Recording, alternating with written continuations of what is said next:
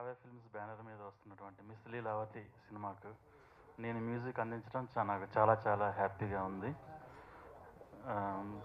It's completely romantic comedy film. మీరెవరు disappoint అవ్వరు ప్రేక్షకులు. ఫస్ట్ ఫ్రేమ్ నుండి లాస్ట్ వరకు మీరందరూ హ్యాపీగా ఎంజాయ్ చేస్తారు సినిమాని. ఆర్ఆర్ కూడా చాలా బాగా వచ్చింది. 3rd సినిమా రిలీజ్ అవుతుంది. అదేవిధంగా 6th నాడు ఆడియో రిలీజ్ అవుతుంది. ఈ సినిమాను అదేవిధంగా ఆడియోను కూడా మీరందరూ నా కళాభివందనాలు. మన్మథనామ సంవత్సరంలో వస్తున్నటువంటి మిస్ లీలావతిని అందంగా చూపించాలని ఆ బాధ్యతలు డైరెక్టర్ గారు నాకు అప్పచెప్పారు. అంటే ఈ సినిమాకి నేను సినిమాటోగ్రాఫర్గా వర్క్ చేశాను. నా పేరు యశ్వి శివరాం. ఈ సినిమాని మేము దాదాపు ఉద్దూతు వచ్చిన ఒక 2-3 రోజుల్లో వెళ్ళి ఒరిజినల్ పిక్చర్స్ కొన్ని క్యాప్చర్ చేసామండి. ఒరిజినల్గా కొన్ని షూట్ చేసాం. అలాగే ఆ ఒరిజినల్ తాలూకు వాటిల్లో కూడా కొన్ని క్రియేట్ చేసి సినిమాలో షూట్ చేయడం జరిగింది. కంటిన్యూగా 42 days ఈ షెడ్యూల్ చేశాం. నాకు ఈ అవకాశాన్ని ఇచ్చినటువంటి directors. Good morning to print and media. Hi sir, నా పేరు కార్తీక్. నాకు అందమైన భార్య ఉంది, కానీ నేను అమ్మాయి వాళ్ళలో పడ్డాను. ఆ అమ్మాయి పేరే ఈ లీలావతి అండి. యాక్చువల్గా నా క్యారెక్టర్ కూడా అలాగే ఉంటుంది. ఇది ఒక వైజాగ్ లాంటి అందమైన, ఒక వైజాగ్ లాంటి ప్రశాంతమైన ఒక అబ్బాయి జీవితంలో హుద్దుత్ లాంటి ఒక లీలావతి వస్తే ఏం జరిగింది అనేదే ఈ మిస్ లీలావతి మూవీ అండి. పోస్టర్ కూడా హుద్దుత్ వస్తే ఎలా ఉంటుందో వైజాగ్, అలా నేను ఉన్నానండి. అదే పోస్టర్ అక్కడ. ఇది completely youthful family entertainment movie. ప్రతి అంటే యంగ్ యూత్ఫుల్ అబ్బాయికి పెళ్ళైతే ఒక తెలుసో తెలియకుండా చేసే తప్పుకి ఎలా పరిణామం ఉంటుందనేదే ఈ మూవీలో కదండి. ప్రతి ఒక్కరు రిలేటెడ్ అవుతారు నా క్యారెక్టర్కి.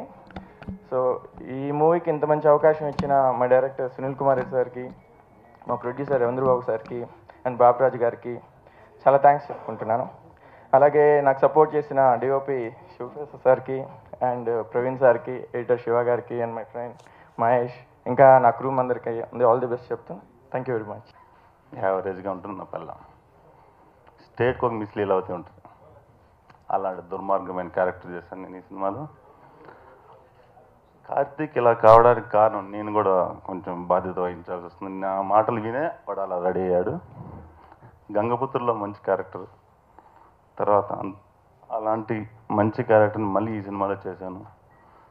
మా గురువు గారు సునీల్ కుమార్ రెడ్డి గారికి థ్యాంక్స్ చెప్పుకుంటూ, రవి సార్, భారతరాజ్ సార్, నా ఫ్రెండ్ కార్తీక్, అందరికీ థ్యాంక్ యూ. అందరూ నాకు బాగా సపోర్ట్ చేశారు. శివరాం సారు నన్ను బాగా చూపించడానికి ట్రై చేశాడు. Thank you sir, Shivaram sir. చాలా చాలా చాలా బాగుంటుందండి. ఎందుకు ఇంత గట్టిగా చెప్తున్నాను అంటే, నాకు ఈ ఇండస్ట్రీలో 35 సంవత్సరాల అనుభవం ఉందండి. ఇంట్లో రామయ్య, వీధిలో కృష్ణయ్య దగ్గర నుంచి ఇప్పటి వరకు నేను నిరంతరం 18 గంటలు ఈ వ్యాపారం మీదే కాన్సల్టేషన్తో చేస్తున్నాను. అలాగే మా గురువుగారి దగ్గర 10 సంవత్సరాలు అయింది నేను జాయిన్ అయ్యి. మేము ప్రయత్నం తీసిన, ఒక గంగపుత్రులు తీసిన, ఒక సొంత ఊరు తీసిన, లేకపోతే ఒక రొమాంటిక్ క్రైమ్ కదా, ఒక క్రిమినల్ ప్రేమ కథ సినిమాలు తీసినా కూడా ప్రజలకు ఏదో ఒక చిన్న విషయాన్ని, అంత పెద్ద విషయాన్ని మనం చెప్పలేం, ఏదో ఒక చిన్న విషయాన్ని చెప్పాలనే తాపత్రయంతో తీసిన సినిమాలు ఇవన్నీ. గంగపుత్రులు సొంత ఊరు మాకు డబ్బుగా రాకపోయినా, రొమాంటిక్ క్రైమ్ కదా, ఒక క్రిమినల్ ప్రేమ కదా, చాలా అత్యంత అద్భుతంగా మాకు డబ్బు వచ్చిన సినిమాలు. ఈరోజు మార్నింగ్ సెక్షన్లో మొట్టమొదటిసారిగా మనం మిస్ లీలావతి చూశారు ఇందాక మీరు.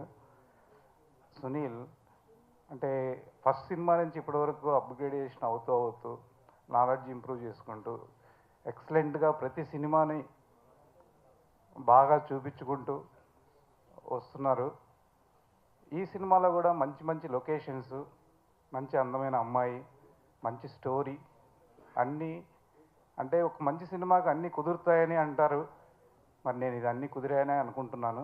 ఈ సినిమా కూడా బాగా సక్సెస్ అవుతుందని ఆశిస్తూ, మన చుట్టూ జరుగుతున్న ఏదో ఒక ఇష్యూ గురించి ఒక సినిమా టాపిక్గా మాట్లాడితే బాగుంటుంది అన్న ఆలోచనతోనే నేను, నా మిత్రుడు రవీంద్రబాబు స్టార్ట్ చేసిన ఈ శ్రావ్య ఫిల్మ్స్ అనే ప్రస్థానంకి కలిసి వస్తున్న మిత్రులు, టెక్నీషియన్స్ అలాగే మీడియా మిత్రులు ఇన్ని సంవత్సరాలుగా 15 సంవత్సరాలు మా సినీ జీవితంలో మీరు ఎప్పుడూ మా వెంట ఉన్నారు. కొన్ని టాపిక్స్ని మేము హ్యాండిల్ చేసినప్పుడు మీ అప్రిసియేషను, కొన్ని ఇబ్బందికరంగా ఉన్నప్పుడు మీరు ఓపెన్ చేసిన క్రిటిసిజము, ఇవన్నీ కూడా ఈరోజు మమ్మల్ని ఇలా మలిచాయని నేను అనుకుంటున్నాను. డెఫినెట్గా there is a lot of contribution of press, media and నా ప్రేక్షకులు, నా టెక్నీషియన్స్ అందరూ కూడా. నా మిత్రుడు పోలీస్ డిపార్ట్మెంట్లో పనిచేస్తూ ఉంటాడు. నేను రొమాంటిక్ క్రైమ్ కథ నుంచి కొన్ని క్రైమ్ బేస్డ్ సబ్జెక్ట్స్ తీస్తూ ఉంటూ నేను రెగ్యులర్గా పోలీస్ డిపార్ట్మెంట్తో టచ్లో ఉన్నప్పుడు వాడు నాతో చెప్పిన ఒక పాయింట్, క్రైమ్స్ మ్యాక్సిమం జరగడానికి ఈ మోడర్న్ సొసైటీలో ఈ ఇల్లీగల్ రిలేషన్షిప్స్ అన్నది చాలా చాలా ఎక్కువగా పెరిగిపోయింది. సూసైడ్స్ కానివ్వండి, లేకపోతే ఇంపల్స్ మర్డర్స్ కానీ ఎక్కువగా జరుగుతున్నాయి.